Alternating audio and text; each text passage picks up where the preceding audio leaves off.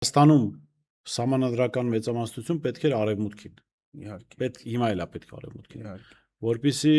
Չթողի Ալիևը չկարողանա կարողանա խուսափել իր լեգիտիմ պարտավորություններից։ հենք չունենա որևէ բան անելու։ Բայց Նիկոլ Փաշինյան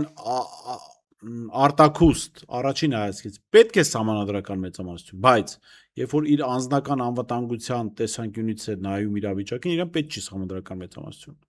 Եվ ես կարծում եմ հենց այս տեսանկյունից կարելի է բացատրել այն, որ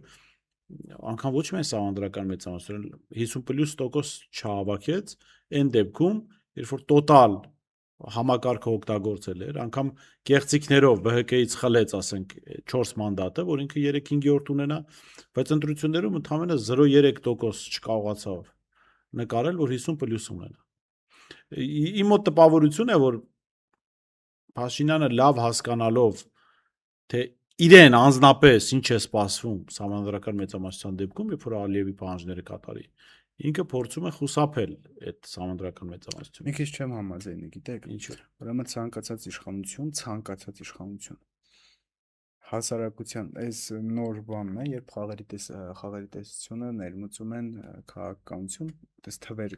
թվերով է, էլի սա դրսևորվում, ինչպես, այսինքն ցանկացած իշխանություն գոնե 30% լեգիտիմ, գոնե 25-ից 30% լեգիտիմության հիմք պետք է ունենա, որ դու կարողանաս իշխանություն պահել։ Հենց շեմկա իջնում ես, այդ իշխանություն պահելը գրեթե անհնար է։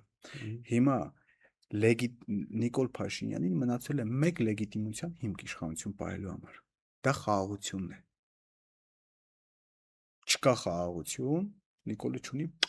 Ինքը ուզում է նաև խաղաղություն պահի, բայց միևնույն ժամանակ տեսեք, խաղաղություն կարող է պահել միայն սահմանադրական մեծամասնություն վերցնելով։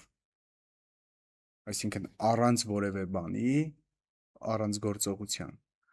Ադրբեջանի բոլոր պահանջները սահմանադրական մեծամասնությամբ դու հիմա լավ